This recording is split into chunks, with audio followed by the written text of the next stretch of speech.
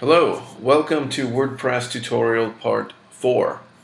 We're going to talk about plugins. Plugins are a way to extend WordPress. What does that mean? It means add more functionality to WordPress. A very important thing though you should remember before you ever install a plugin is that plugins are written by people, just programmers, and some of these programmers design these plugins to be malicious. So you have to be very careful about that. WordPress has an architecture that allows developers for plugins to use things that are called hooks. Hooks, you can think of them as triggers. For example, when you delete a blog post, that can be a trigger for a plugin to do something. Some of these malicious softwares, for example, these malicious plugins, for example, when they're installed in your WordPress installation, is they can use a trigger of adding a new post and having the script actually grab that post content and get it emailed to themselves. They could even go further than that, and every time you post something, they could just post it on their blog and trigger an email newsletter from your post. And there's lots of people who do things like that, and even worse things. So you have to be very careful about that before you ever install a plugin. How can you tell that a plugin is malicious or not? You really cannot tell. There's things that WordPress has, like a rating system, but it's not an exact science. And but what's cool about it is, if something is malicious, people are not going to recommend it, and that plugin's not going to have a high rating. So that's a pretty cool way to kind of figure out which are good plugins and which are malicious plugins. So knowing that, let's go to the next step here and add a plugin.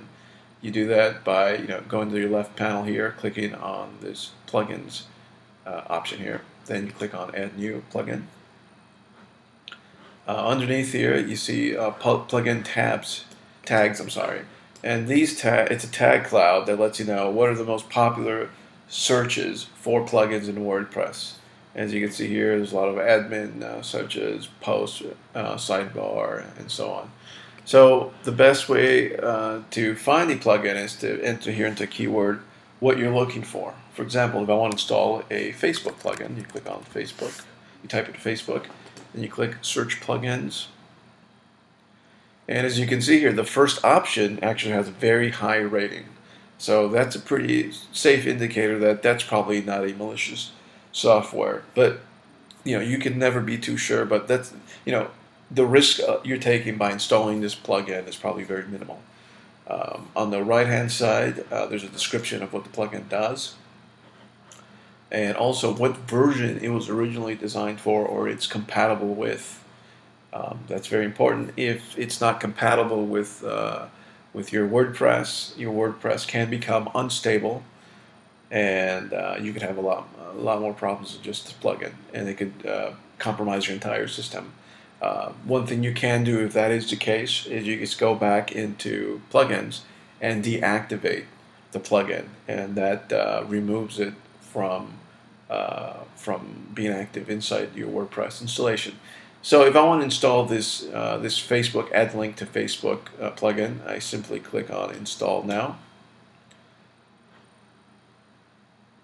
So you can see that WordPress gives you the link from where this zip file that contains the plugin resides in, and this is a WordPress hosted plugin, so the URL indicates that.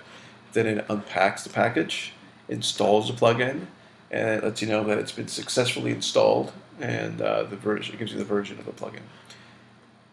Now that you've installed it, you have to go on to the next step, which is activating the plugin. And you do that just simply by clicking Activate Plugin. So this plugin, right off the bat, lets you know that this plugin needs configuration. As we were talking about hooks earlier, what this plugin did is on the hook after the activation, it creates this alert letting you know that, hey, this plugin can't just be installed and activated and you can expect it to work. You actually have to go on to take further steps in configuring this plugin for it to work properly as the way it was designed to.